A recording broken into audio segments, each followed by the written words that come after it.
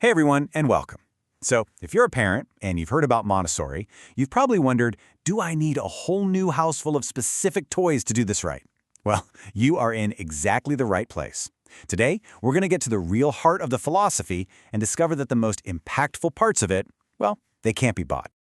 I mean, let's be real for a second. When you hear the word Montessori, what's the very first thing that pops into your head? For so many of us, it's those picture-perfect shelves of beautiful and, let's face it, kind of pricey wooden toys. It's a really powerful image, for sure, but it's one we're going to look right past today.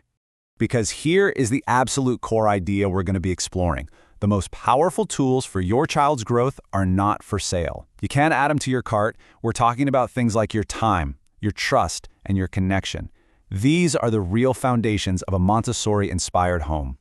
And that's really the goal, isn't it? It's not about trying to recreate some perfect classroom in your living room. Nope. It's about finding ways to support your child's unique interests. It's about turning everyday life, like, putting something together, into a totally natural learning experience. Okay, so let's start with the first and maybe most important key ingredient, the gift of time. Seriously, think of this as the rich soil where everything else is going to grow. So what does this gift of time actually look like? Well, it's definitely not just about having an empty schedule. It means giving them that unstructured time to just explore, quiet moments to just watch the world go by. And that crucial space to repeat an activity over and over and over again. It's also about letting them struggle just a little bit to solve their own problems, giving them time to rest and process, and of course, carving out that real, genuine time for connection with us. And here's a thought that might feel, a little radical in our super overscheduled world. Letting a child be bored is a gift. We often feel this pressure, right, to entertain them 24/7. But it's in those moments of, I'm bored, there's nothing to do, that their own ideas and their own creativity really spark what's called their big work. This is especially true for kids in that 6 to 12-year-old range. Okay, so if we're giving them all this time, what are they actually doing with it? This brings us to purposeful play.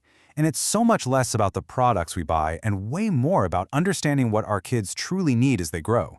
And one of the biggest shifts to understand is this difference between process and product. A younger child, say 3 to 6 years old, might pour water between 2 cups for 20 minutes straight. They are completely fascinated by the process, the doing.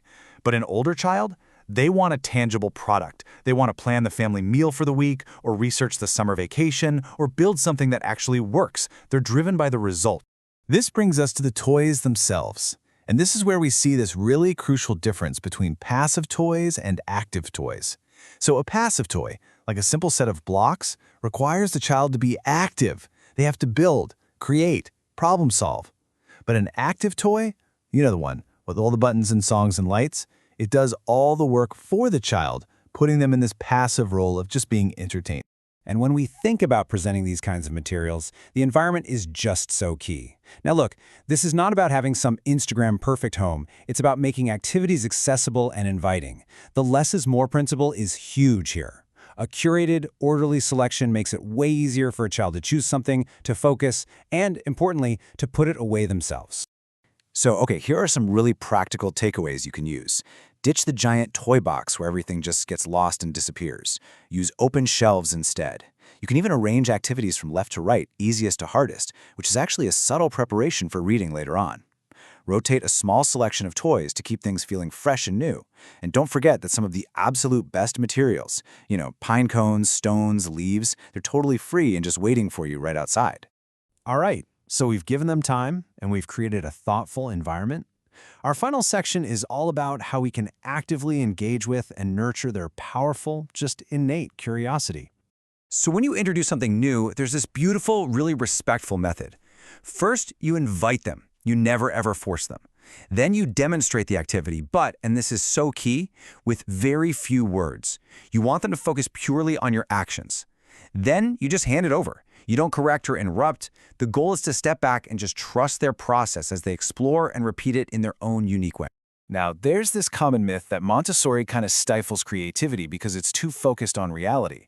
But just listen to this powerful quote from Dr. Montessori herself. Her goal wasn't to force kids to memorize things, but to touch his imagination as to enthuse him to his inmost core. I mean, that sounds like the very definition of fostering creativity to me. And this really gets to the heart of the Montessori view on imagination. The belief is that true, powerful creativity is built on a strong foundation of reality. By helping a young child understand the real world, how things actually work, what things are called, we're not limiting them. We are giving them the rich, raw material that their imagination is going to use later as a springboard for incredible new ideas. And that springboard, it's not just inside your home, it's out in the world. Going to museums, parks, concerts, even just the grocery store. These are the places where inspiration lives. Real-world experiences provide this endless supply of new ideas and wonder that we could never, ever replicate with a toy. So, as we wrap things up, it becomes pretty clear that bringing Montessori home isn't about a shopping list or a specific set of toys. It's about a fundamental shift in our own perspective. So the final question is this: how can we move from being the director and the entertainer to becoming a mindful observer and a trusted guide for the incredible person who is already there?